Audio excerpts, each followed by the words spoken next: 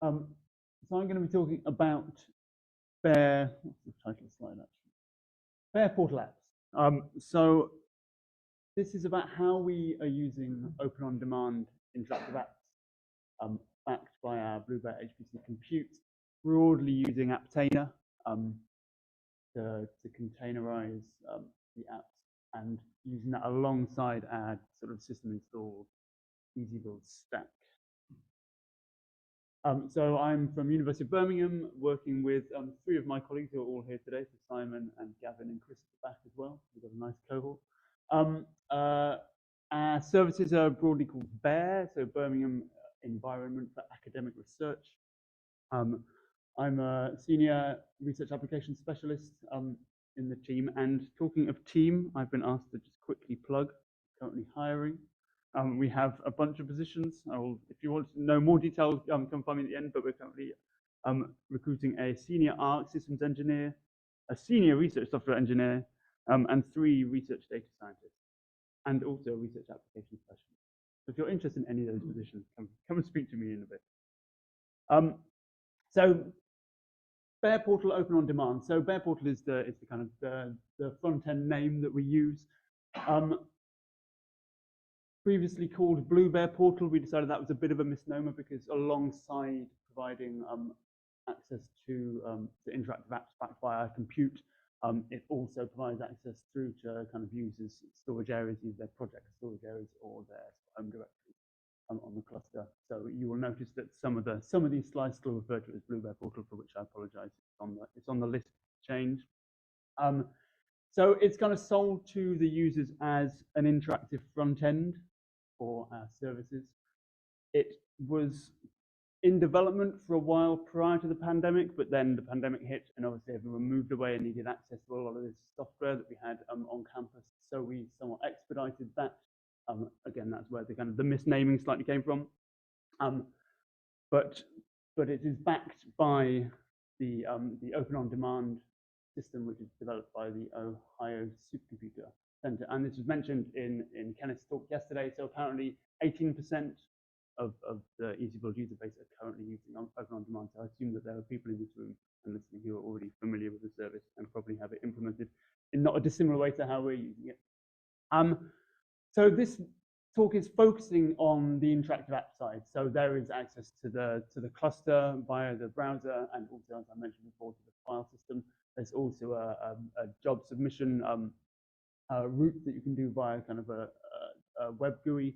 We tend to, because of the way that we have our system in Slurm configured, we tend to advise users to go down a sort of more traditional kind of Slurm submission, batch submission workflow. But there are options.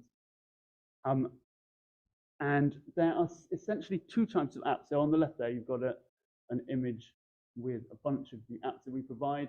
Not all users will see all of these. So the ones at the top are specifically for an MSc program. So depending on membership of various Unix groups, it exposes access to the various different applications that are available, again, depending on kind of the domains of the users. But essentially, there are sort of 2 broad chunks. There's under the data science section, there's Jupyter Lab and RStudio Server. So they are backed by kind of a client server type model. So obviously, you spin up a Jupyter server on a compute node, and then the Open OnDemand sort of framework then hooks into that and gives you access to its GUI. But that's obviously rendered on the client side. The other type of application is more of a sort of traditional, what would have been done via an X11 VNC type approach. And that comes under that broad category of GUI apps there. So things like Ansys Workbench, MATLAB, Abacus are running in that style. Not quite as slick as the ones running with the client server model for obvious reasons, but a far kind of more responsive experience than users were getting if they were doing kind of more traditional X11 holding. So the feedback has generally been good, unless people are an extremely long way away, and there were some problems with throughput there. So the VNC apps are using Turbo VNC under the hood. In terms of developing apps, it's a combination of YAML, Ruby templating, and JavaScript. And as kind of Open OnDemand is being developed, they're very kind of responsive to user feedback, and they're developing a lot of kind of conveniences around how the apps are developed, and more seems to be moving into the kind of YAML space for the configurability. But yeah, a responsive development group, like those two types. So yeah, ANSYS, MATLAB, ParaView, for example. And I mentioned before that the actual apps themselves are running on the compute nodes, and they're backed by Slurm compute jobs. Just a quick aside that the BlueBEAR is a heterogeneous cluster, so some of the logic surrounding that is handled as well in how we've designed the apps. So we decided for a number of the apps to go down a containerization route. Initially, our first sort of foray into this was due to ANSYS. So we upgraded our cluster to Red Hat 8 a year and a half, 2 years ago, something like that. And ANSYS at the time, the latest version didn't support EL8, so we had to run it in an EL7 container. So that was our kind of first foray into that, and then actually we backed away from that and started running that natively again. But what we found actually is that through doing that, a lot of the problems when we eventually moved to upgrading ANSYS, that we were having to ask our systems team to make lots of modifications to the system libraries that were available. And this kind of the management of these interactive apps was falling between systems team and the apps team. And actually we felt that if by containerizing it, we could take some of that sort of away from them, and we could be a little more responsive in how we were developing stuff, because obviously getting the system apps, so the system libraries updated and packages updated was taking a little bit longer. So it was convenient for us, it was convenient for them. And also, yes, just allowing us to develop and kind of be a bit more responsive as to when say Abacus or ANSYS would change some of their requirements for we could test that and quickly update our running containers. The way we are doing it, so I mentioned Apptainer already, previously Singularity. We use Rocky 8.6 as our base image, which closely matches the version of Red Hat that we're running as the nodes OS, and let's say because so a lot of these kind of areas have already been discussed by others over the past day. But we want to bind several elements from the host system into the container, most notably Slurm. So we needed Slurm to work in these containers, and we also needed our module stack using LMod to work. So we wanted to kind of maintain as much parity as possible. So looking at the mechanics of this, so this is a script.shut.erb file. So this is the file that when you run an app, this is what's called when the app launches. Previously, this script file would have been essentially the code that was required to run the app. So in the case of Jupyter, to spin up the server to do all the configuration, we extracted all of that and put it into what we call a sing-wrap file, Singularity wrapper file, that is then called, as you can see here, by the Singularity exec command. Again, this is slightly out of date and needs to be updated to say Apptainer, because at some point Singularity will stop working. And then there's a little bit of Ruby logic here where it's checking whether or not the user has requested any GPUs, and then passes the NV, -NV option to Singularity if they have. And then there's a little bit more that we do around what gets bound into the container. So as standard, we define either Apptainer bind or Singularity bind, depending on which node the container ends up running on, and that just maps in our kind of our host, sorry, our base kind of system, which is the /RDS directory. Also maps in scratch partition if that's available on the node, and it varies from node to node. So there's a little bit of logic that's handled in one of our system module files, where that data gets pulled from. And then there's also this BBEL8 container sysbinds, nice pithy environment variable name, that gets combined with that into the bind, and that contains things like the Slurm libraries, the Slurm commands, and also our LMod configuration. And if I just move to the next slide, so the lower of the two blocks there, yeah. So you can see what's getting bound in a great swathe of stuff. And that was just a sort of trial and error in order to get that working. Slurm initially, when we started experimenting with this, was not behaving. But I think by the time we got var mungin, then then everything works. And so then as EZ9 default bare modules script is the kind of profile that uses just things like configures lmod cache. And so we wanted previously we were building that into the container image, but then actually decided that the simplicity binding this stuff in into work. So issues. We have to make sure that we maintain synchronicity with the systems team. And as I was thinking about this morning, I was reminded that actually our systems team yesterday updated Slurm on the cluster. So that's one thing to check as soon as our cluster comes back up today, that it hasn't broken anything with how we're running these apps. So we need to make sure that broadly we're kind of in synchronicity with the OS and any kind of libs and Slurm configurations files. Another issue is that users can get slightly confused as to what's going on, because they're used to running on a compute node. They drop into an app. Things like Jupyter Lab and RStudio both have built-in terminals. We actually advise them in some situations to use those terminals because they'll be running on the compute node, but then they get slightly confused because they're seeing a prompt that is not reflective of the node that they're on, and that has caused some issues. And this is sort of arguably where you're seeing a different type of user. I think this has been discussed before, and there's an argument that's made, come to it a little bit later on, about wrapping too much for convenience is that actually you're losing the understanding of your user base. And we've had some issues around that. Another issue is that some users want to run containers. So they're running our BlueBEAR GUI app, which is a sort of desktop. I'll come on to that again in a second. But trying to run a container inside that, they're then slightly grumpy that they can't run. So we're looking into that at the moment. My sort of inkling, I haven't actually looked into great detail, could be something that comes up in questions, but my sort of gut is that this is not going to work in any way. I'm considering whether or not to install Podman into it and see whether that might behave, but this is not something I've ever tried. And I'm seeing shaking heads because I'm assuming that it's not going to behave. Okay, a couple of examples. So Jupyter Lab, I mentioned before. I will just start that video playing and hopefully catch up with it. It's quite slow to get going. So, mentioned before, runs inside a Rocky 8.6 container. It has access to our module stack, so it's got lmod built into it. But crucially, the module stack is separate from the Jupyter Lab server. So we had this problem before that every time we wanted to upgrade to a new version of Python, we then had to put the entire stack in order to run the Jupyter Lab server, and actually having that associated made a lot of sense. A couple of features. So the kernel options are dynamic. I'll come to that in a second. And depending on the resources being selected, it's slowly working. Our cluster's down at the moment, which is why I've pre-recorded this.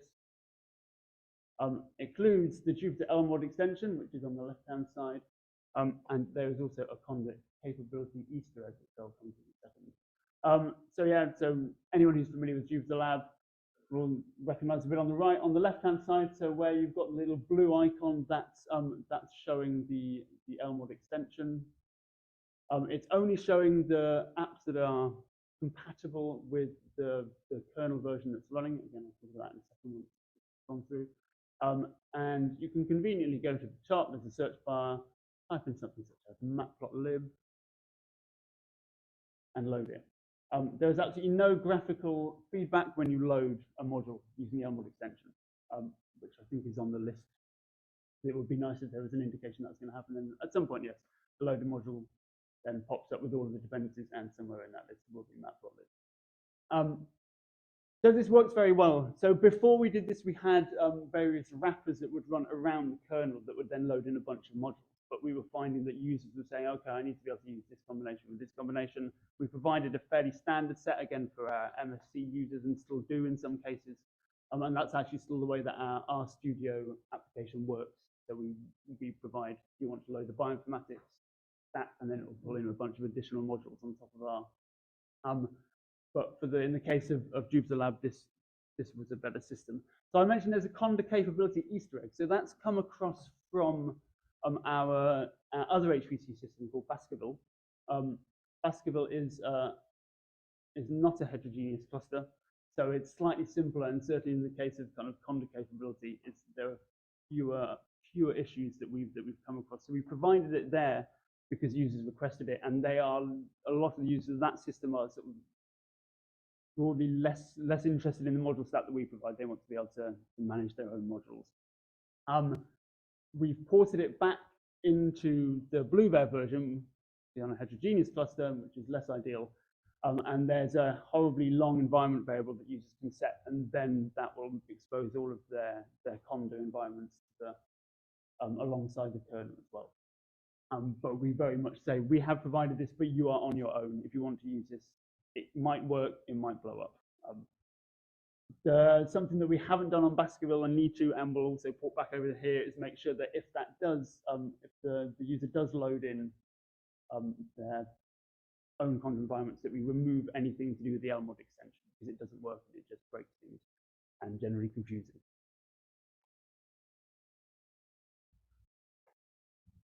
So I said that there is kernel options. So on the sort of landing page for each app, and we're developing this quite actively at the moment because of how we've changed some of our queue systems. But essentially, as you select a different queue, you will then get access to a bunch of different kernels. So by selecting the castles queue, that has access to the entire set of what we call BEAR apps versions, but what is essentially synonymous with EasyBuild toolchains. But if we select, say, a castle's GPU, we then get a bunch of different GPU types that we can load in. So P100 there, we get a set of kernels, but if I change that to, say, an A30, we then get fewer kernel options, and that's obviously dependent on what toolchain is currently active. And that's a bit of the logic behind that in the JavaScript file that powers that form. And I mentioned before that when the LMOD extension loads, it can only see the apps that are provided alongside the kernel that's been loaded. And this is what's doing that. So there's a little bit of Ruby code at the top that slightly crudely extracts a BEAR apps version or toolchain and kernel type from the load string.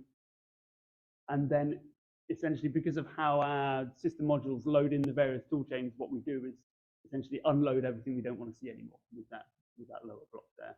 And then finally load the BEAR apps version that sits alongside, which we experimented with various different ways. I think that second bit of code is courtesy of Simon over here. But we tried various different options, and that seemed to be the one that worked most reliably, although the debugging is not the most pleasant. So that was Jupyter Lab. The BlueBEAR GUI app, so I mentioned this before, this is what we call a desktop-like experience, although in none of our documentation do we mention the word desktop, because we do not want users to see this as a desktop view on our HPC. It's a sort of a convenient experience here, yes, we frame it differently, so that users have more control over a graphical environment. It runs again inside a Rocky 86 container, uses XFCE environment with a very minimalized feature set. A couple of challenges. So getting the Slurm integration to work. So we had to actually add the Slurm user into the container image, which worked. And then it uses the aforementioned sysbind .034 to get actually all of the Slurm executables and libraries in from the host system.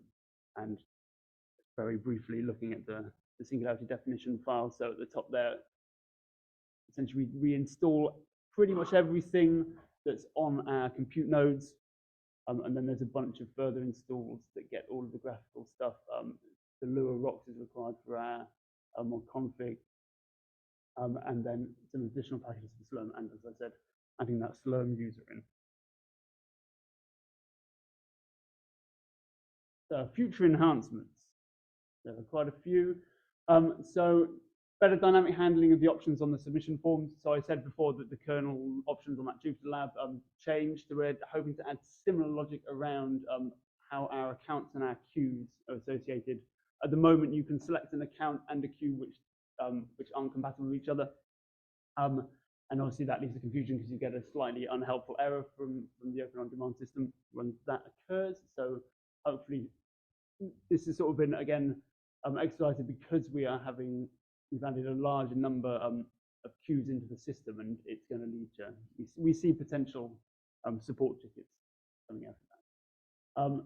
We're trying to deduplicate form.js. So whereas most of the code in Open OnDemand uses Ruby templating, the form.js file does not, and it essentially takes the entire entirety of that file and injects it verbatim into the form page. So we're looking at various options at the moment, investigating symlinking. It's all a little bit unpleasant. We're hoping that with some of the kind of the new releases, there may be other routes to doing this. But because of the fact that we're going to be replicating a lot of the form logic around for all of the apps, we don't want to duplicate it across all of our form.js files. The future containerization. So one thing that hasn't been mentioned, I don't think, yet is Podman, and where that's going. Certainly in a Red Hat space, it feels like that might be potentially taking over an Apptainer. I mean, at the moment, I haven't seen any evidence of that, but that could be happening in the future. Whether or not that would make it any easier for this user to have containerization in containerization, I don't know. Graphical acceleration, so not something we currently do, but we've just purchased a bunch of nodes specifically for GPU rendering. So there will be, in the case of the BlueBEAR GUI app, we will have the option of launching and then virtual GLing so that people can run accelerated stuff. I'll come to that again a little bit more in a second. The fact that we have a BlueBEAR GUI app actually means that we're going to be retiring quite a lot of the current set of GUI apps.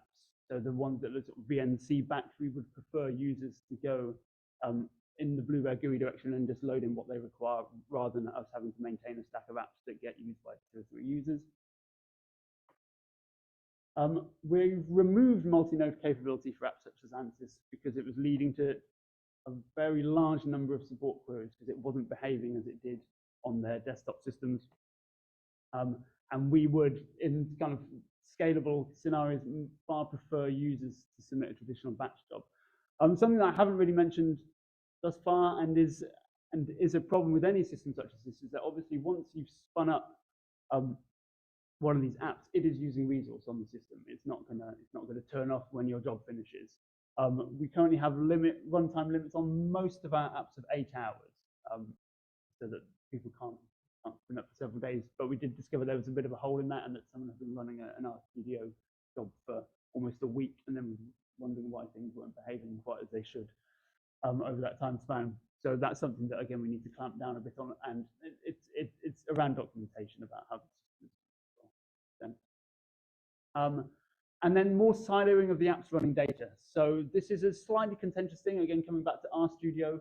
A lot of users want to do package installs in their user area. They hit the heterogeneous problem and stuff blows up. So our plan at the moment is to take the user data directories as defined by the environment variables, which changed recently, I think one of our versions, and put those into the sort of an ephemeral directory that then gets blown away at the end of the job running. We've had a few users where we floated this idea, saying that that would obviously be an absolute pain because it means that some of their R package installs are quite extensive and can take several hours. They don't want to have to do that each time. Again, this is sort of where this is not a solution that's going to fit all user requirements. So in this scenario, we will say probably you need to be using a sort of more traditional workflow for that type of approach. But we're always looking at options, and we do engage with the user community to a reasonable extent on this. So final thoughts, management of user expectations, so that comes out of that. So they are not going to replace apps running on a local device. And obviously, as soon as someone says, I can run MATLAB, I can run Ansys, there's a level of expectation that we get from some users that it's all going to behave in the same way, and it doesn't. It's not going to be as responsive. At the moment, like I said, we don't have any kind of graphical acceleration, so some of the things that they want to do in Design Modeler and Ansys are not going to be as snappy or even work in some cases. And they're not going to have the computational breadth. So this comes back to the previous point that a traditional HPC workflow, that it can be more nuanced in terms of the resources that are requested. And I mentioned earlier on as well that there is an argument that such a service as Fair Portal is going to over time reduce researchers' HPC skills. Whether or not that's necessarily a problem, depending on the user base, it's obviously a wider issue. And just as an aside, we are planning to make the code for some of our interactive apps publicly available after we've tidied them up a little bit. And does anyone have any questions? James.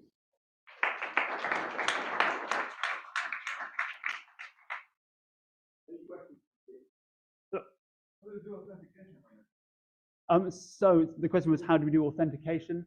So it runs through our Keycloak system that is used to cover all of our interactive applications. So the Keycloak system hooks into our university single sign-on. Yeah, so when you do the single sign-on, all the users that get their have an account already on the. Yes, so as long as the user exists in our LDAP, I believe that's the right way around, they can access the system. They can't necessarily access the interactive app, so they need to be on the list that gives them access to the HPC in order to run an interactive app, but they can actually get on and view the storage systems. Hello. Yeah, I just have some feedback you had about Apptainer. Yes. I can tell you that both use so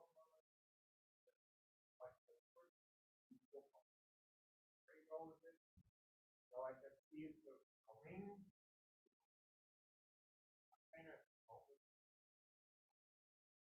Okay, so the comment there was that referring to the Apptainer Podman discussion, that Apptainer is still very much kind of the HPC solution, but Podman may be coming in the future, but the default options aren't currently, so they don't lend themselves particularly well for an HPC scenario system.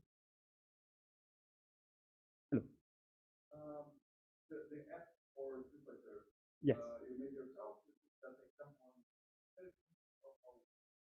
So a lot of the apps that we've built were developed around the ones that Open OnDemand community provides. So if you're familiar with Open OnDemand, they provide a bunch of applications and the code for those, which we then sort of modified. And then in the case of the Jupyter Lab app, essentially took what they were running in the sort of the base script and put that into a Singularity wrapper and then called that. And then we sort of deviated more from how they did it originally in terms of the things with the LMOD extension and other bits. But essentially, yes, it was based on their app initially. Is our source? Yes. Yeah. So we will be. We may have to tidy it a bit first. Yeah. That's fine. Like I say, we will be making it kind of publicly available at some point. Currently, these all sit on our internal GitLab instance, but we will put them onto GitHub at some point. But yes, come and talk to me, and I can get you to that. The follow-up question is Zoom on the container. Yeah. What about Sarah? No, I haven't. So what was it? The container runtime. So the question was, yes, is Saris, and whether or not we looked into that. The answer is no, but I will now go and look. Any other questions? I have a small question as well. So we also have an Open OnDemand. We call it a web portal, and I like the comment about not using desktop at all. No, but my actual question is, what we see, or what at least that's more like a personal feeling, is I have the impression that we're attracting more basic users since we have a web portal, and that's really telling in some of the support. So we're getting very basic questions, and we're getting at least less frequent support. Is that also something you are seeing? Yes. Yeah, that is definitely, and a lot of the the question was, we're seeing broadly kind of a different user base, a more basic user base coming to the platform because of the fact that we're providing a kind of a web route for accessing the system. And are we seeing sort of more basic support queries? And the answer is yes.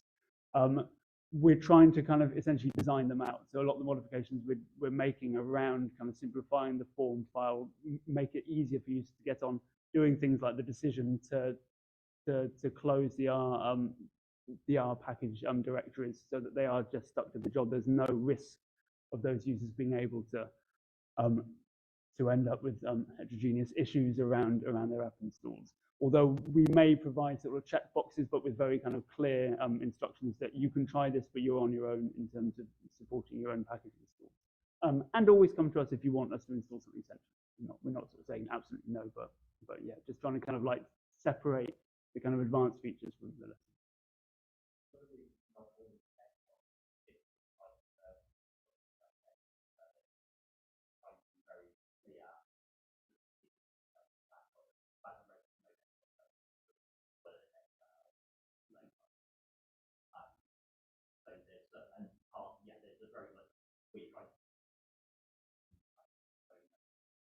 Yeah, so Simon's comment there was that the university also provides a kind of more sort of traditional remote desktop service, and we don't want there to be any kind of confusion as to what service we're providing and what they provide in the scope of that. Okay. Thank you.